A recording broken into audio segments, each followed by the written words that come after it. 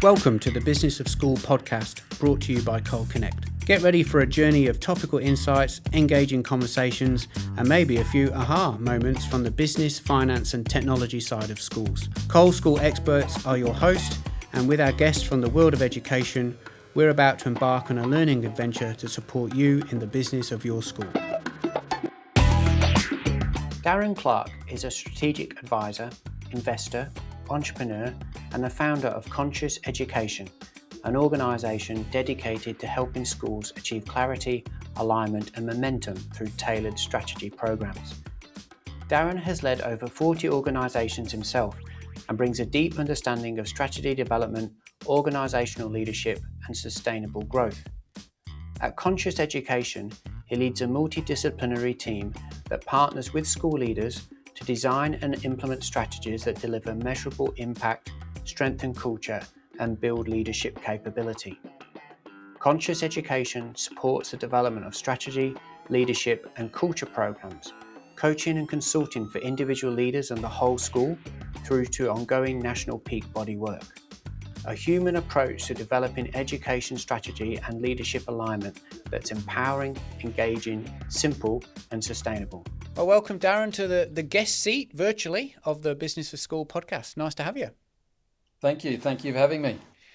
The unspoken challenges for school leadership. Fascinating topic. We're going to look forward to exploring that a little bit more. And I suppose school leadership face many challenges all the time. Why are some of those unspoken? I think for the most part, it's the difficult conversations to have, or that the pressures of time, infrastructures, people make this difficult. I think predominantly we see schools following the most expedient path to get things done, because that's really all they have, which then makes the people part harder, particularly from a leadership and strategy perspective. And does that mean that often we're missing the very things which we need to address because of those factors? Yeah, I think in some instances we're either making it more difficult or approaching it in ways to bypass or circumnavigate other challenges. And yeah, it's also a rapidly moving environment. Most school leaders aren't doing things like high-end strategies and master plans and other complex HR issues on a day-to-day basis. So it's a distraction, and it's not easy, but it's assumed or expected that they cope with it. Yeah, but more and more they're not having the time or the capacity to be able to deal with those things. It's not necessarily even a skill set issue, but more of a competing things for time and resource of the leadership team. Yeah, we're definitely seeing that more and more as well in schools, and this is even seeing the data that affects the well-being of some of the school leaders as well. It's quite confronting, really, to see how they're feeling about those roles and the number of them that are planning on leaving the sector because of these issues. So unspoken issues, but something which we really need to talk about. Yeah, absolutely. What do you find we're talking about this, any particular trends or topics or subjects that you're seeing all the time that are one of these issues that aren't getting spoken about in the way they should be, but are absolutely critical to school leadership? Yeah, I think one of the most common reasons we're asked to come in is a sort of strategic planning or sort of crisis management type area. But if you take strategic planning, the most schools that we get involved in have an expectation that this is producing some massive, big, bound document that gets locked in stone for the next 3 to 5 years, and the pressures of doing that and consultation in the wider school community. And then you've got board members who have got day jobs with some levels of organizational experience who have their views. And it's really quite framed up as quite a complex process. So what we try and do in that instance is break that down into something more contemporary, responsive, evolving and not just a big document that'll end up in someone's drawer and never be used. Yeah, definitely. I mean, how often do we see the strategic plan does sit in the principal's drawer, and then it's like, oh, we need to look at that again in 3 years' time. But it's not. It needs to become a living, breathing plan for Yeah, all stakeholders, doesn't it? yeah. So, are you finding that there hasn't been much involvement with the approach to strategic planning in schools over the years, and probably in No, comparison to how other sectors are approaching it? yeah, definitely not. So I mean, we work a lot with the university stuff. So we take a very evidence based approach to the work that we do, and our conscious education is part of a group of organisations. So we work with all types of organisations in multiple countries, and so we're trying to find best practice. And in general, um, schools are attempting because largely because it's not on the bandwidth. It's not. It's I don't we don't have the time to do this, but somehow we've got to do it. Is often the starting point. Um, and so the good news is it's sort of like a sense of relief, and particularly working with principals and board chairs to kind of to change that perspective, and then a lot of it can flow. However, we also think that typically everyone thinks, oh, we lock ourselves in a room for a day or three to do strategic planning, and then going to come up with some All miracle the answers. document. It's just crazy. Yeah. So we will try and we think that the pre-work and the post-work's more important than the days together. So we really help chaperone that. And then it becomes so much better. We've got an example of, I think a school that we've done some work with some of your team on where the overwhelm of the pressure of all the things to be done in the strategic plan had people wanting to leave. Yeah. And, Wow. and yeah, so straight away, just dispelling some of those myths and breaking it down into a much more simple, logical. Strategic planning is just an exercise in prioritizing It and is. It's choice. just a Right? process They've of turned in, planning on the journey. Yeah. But to have yeah, strategic planning anxiety to that extent, that's concerning, isn't it? And something that can be easily dissipated yeah, with yeah. a more um, oh, I don't know, just a more refined approach to it. So, what sort of things do you suggest a school goes through on their strategic planning journey that could be quite different to what the norm has been? Um, Typically, we try and help break down like the point of a strategic plan is typically connecting our vision for a future state of the school, which is potentially amazing, to the action we'll take now. That's the job of a plan, is just to connect those two things.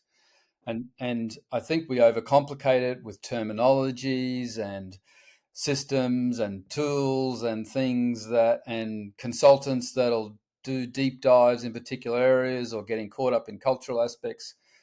We typically try and help break that down, starting up high, whether it's values, purpose, mission, whatever, and ending up down into some actionable, um, you know, priorities that are clear and measurable and empowering to the participants, not another burden.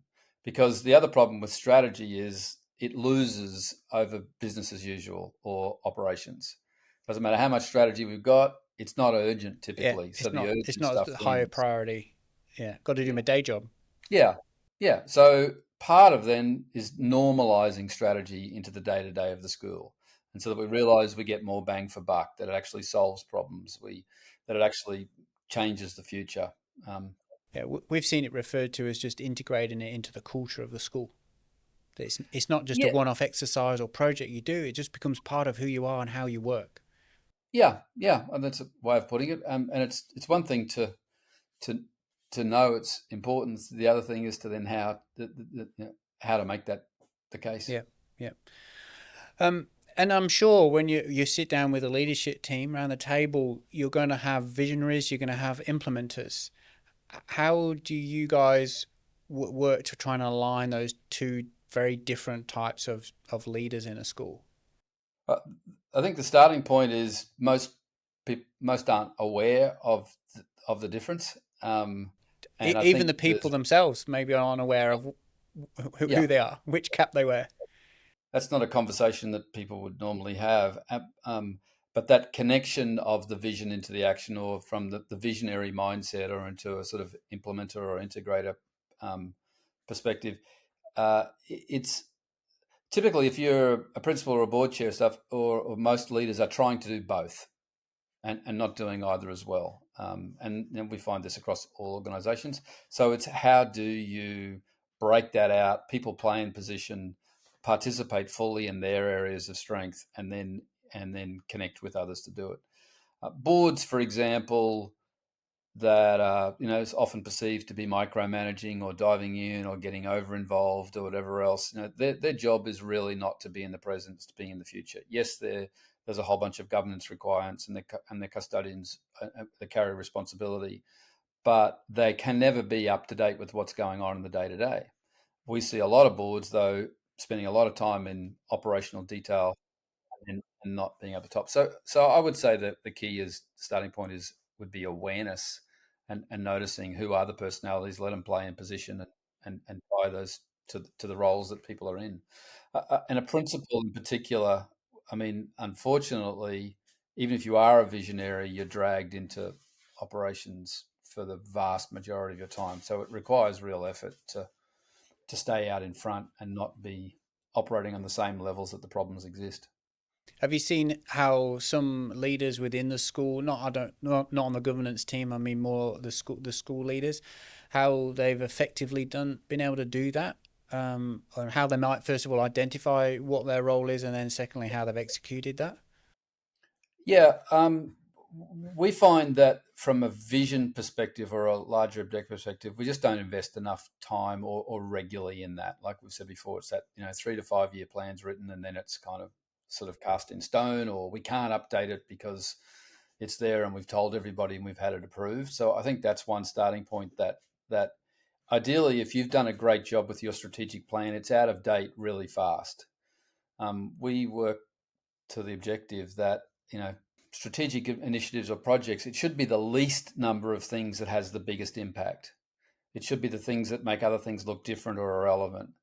And if you're doing that, then your plan really is becoming out of date. So if you're successful in your strategic planning process, it's got to change. And I think we're just, in schools in particular, because of those pressures we've discussed, it's a tendency not to keep reworking it. Like we work with a number of schools where we'll help them on a quarterly review, and sometimes that's not much to do, and sometimes it's a lot. Sometimes significant things have changed, and an ability and the tools and the systems to be able to say, great, let's recalibrate. We've had some go through some significant trauma, or change in leadership or things like that everyone goes, wow, what do we do? Or a new principal comes into an old plan, or I think in general in schools there's a real opportunity to use it to your advantage, not another problem to have to come across. Yeah. And if you've got the skill of being able to pivot and be adaptable, that's extremely useful in that situation. Everything's an opportunity. And I like how you framed that. Don't see that as a failure or a challenge. This is actually an opportunity to do something maybe different, but for the better of the school. Yeah, I think growth in any organization is is completely misused approach. We all think it's great and fantastic, and it's what we pursue, but growth hurts. Growth's uncomfortable. Growth's challenging. Growth comes with a lot of other pitfalls and things to consider. So we embark on that, but we then get into it and go, oh wow, this is different. Or I thought everything would be great when we had X number of enrollments, or we had the new building built, or whatever it is, or the car park situation solved. But it's just this evolving approach to saying, well, we need to more intentionally choose growth in our concepts like capacities and other things that schools, I think the mechanisms are there, but connecting the business management, the educational outcomes, and the governance in and around that is really requires focus. Yeah, no, good, and that's why I like how you said that the strategic planning process, if it's a good one, should actually change it very fast. Yeah, if you've done a good job of strategy, the strategy connects us to the future vision of the school, then it means we've moved it faster, we've broken the vision quicker, or we've made it. We have schools that just have 6 months in said, we actually don't think we're committed to this anymore. There's not really an appetite for it. We just did it because we thought it was what we were supposed to be doing. And then to release themselves to go, no, much more powerful to pursue these objectives as opposed to these other things we thought were better. Yeah, that's awesome. Yeah. That's good. You mentioned in there the roles of governance and operations. Why do you think it is so often difficult for the school board, the governance function and leadership, the operational team, to be on the same page with things like strategic planning or other things that they're organising together? In my experience of getting all those people together in a room, part of it is, as a board, I'm not there in the day to day, so I'm seeing what I've been given. I have typically a bunch of data and information and results, but I find the real conversation is in the context. Yeah, so the content itself doesn't really mean anything unless we understand the context. If we got 5 more students this quarter, we could say that's a great result. And then someone says, well, but last quarter we got 20 more. Oh, okay, it's a bad result. But we were forecasting to lose 10. Okay, it's a good result. Yeah, so you shift the context and the data changes dramatically. And I think that at different levels of schools, we've got different context around the same data points. And that's the hard bit of getting everyone to understand, is this a good thing or is this a bad thing? And dropping the judgment and having the answers and being more about having the questions or better questions. And we do a lot of like leadership coaching and stuff. And I would say that one of the most difficult or the most crucial elements is that, I think everyone knows, is that I would say that principal chair relationship at its core, or the related parties. If we can get that bit right and they share the context, the rest of it typically follows. And then also quite often your storyteller is your business manager who's got access to most of the data. That relationship with the principal is critical too. Yeah. And even there, we'll sit in rooms with the business manager and the principal, and they're both the storytellers. They've got their 2 versions of the story, and they both see that the other one doesn't quite understand what it's like to be them. Yeah. No, that's true. That's true. Whether it's around strategic planning or other, with all the schools that you've been working with recently, what are you finding is the biggest challenge in a school at the moment? For us, like statistically, with the work we're doing, the number one question we get, and it just happened again on a professional development call this morning, is time. It's the thing that we get requested for all the time. How do we overcome the doing more with less, the lack of resources? Obviously, that's contributed to by, as you referenced, staff retention and recruitment and enough teachers and, people coming into education. But it's this, we kind of approach it as this, our relationship with time in schools is what I think is broken. Okay, that's an interesting phrase. Explain more. Well, it's how we perceive time. I mean, everybody has the same amount of time, but different people think, well, how do you get all that done with this much time? I struggle to do this. Or we look at somebody else that says, well, I'm time poor. Or I have a huge job, or I have a small job, or I have a lot of moving parts, or I don't. And I'm constantly surprised. And this whole idea of, give a busy person the job, they'll get it done faster type thing. I think it's all of that rhetoric that I think confuses it. We help schools in general get back to the basics of that. Like they are an acutely time-led environment. There are timetables that are at the core of everything. There are bells and deadlines and so many logistics that mean that the relationship with time in a school becomes very easily the enemy. Yeah. What we'll do is and this is largely as much a cultural and a kind of mindset approach to help change some of that in the school, to free up those pressures and change the relationship and have it work for us instead of against us. And really, like tying back in the strategic planning, things like prioritizing, we will say, which annoys a lot of people, but it's like, There is never enough time to do everything, no matter who you are. And it's that, but there is always enough time to do the most crucial things. So it's finding those appropriate positions in between and working in an environment or creating an environment in the school to enable that to be a safe conversation or to be an empowered one to kind of go, well, okay, this is the circumstance. We run a lot of these PDs. We'll often get, multiple schools teamed together because we want to share how they work in different places. And we pull them together. I'm constantly fascinated and blown away by we get them into small groups to come up with solutions to particular time problems. And, we'll get all the grade teachers together, or the music teachers or whatever, or the admin team. And there is always people madly writing notes from what they're sharing with each other.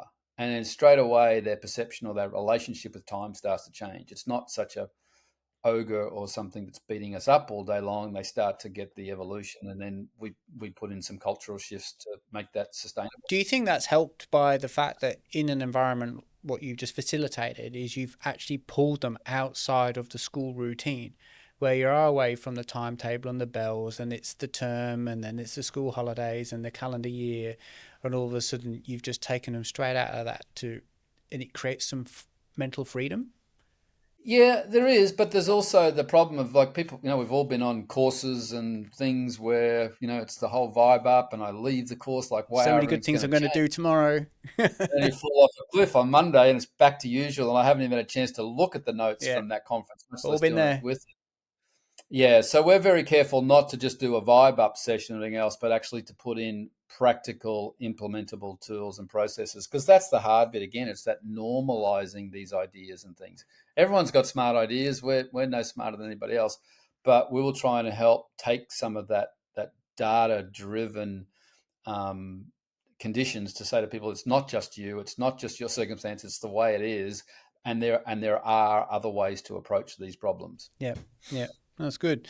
Now, today we've spoken, Darren, quite a bit about the unspoken challenges. What's your one tip, your bit of advice that you'd say to school leadership tomorrow when you're in your leadership team? This is actually what to talk about.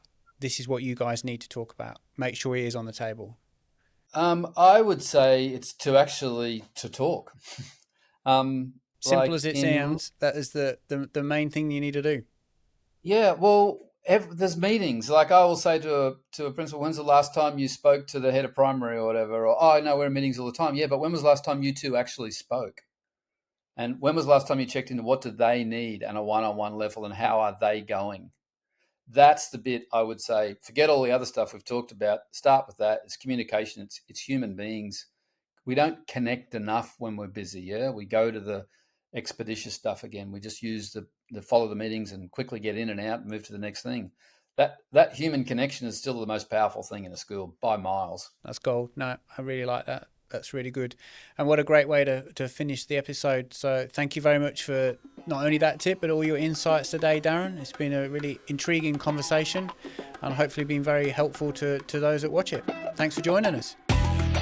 And that's a wrap for this episode of the Business of School podcast. We've enjoyed the conversation today and would love to have you join us for future episodes. Please hit the subscribe button and follow the links below to find more information and resources to support you and your school team. Until next time, keep being innovative, keep being awesome, and remember, there is always opportunity to improve on the journey.